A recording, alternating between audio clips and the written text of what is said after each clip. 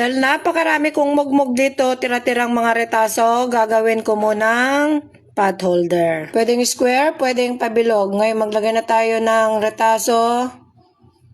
At bago gupitin ng pabilog, kailangan basting ang gitna. Sa kabila tayo, sundan natin yung ating pabilog, gupitin. Basting. Diyan tayo magsimula sa gitna. Kapag gumawa kayo ng ganito, huwag nyo na masyadong kapalan para mabilis matuyo.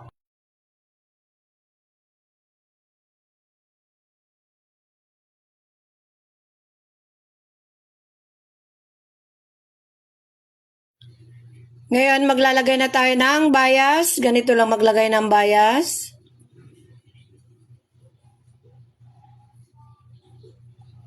Balik ta rin.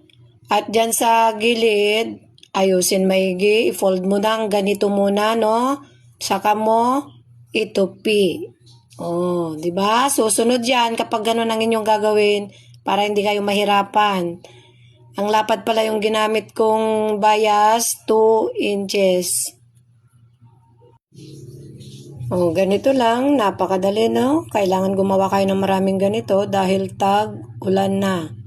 Lumang tuwalya, lumang damit, t-shirt, or kahit ano, pwede.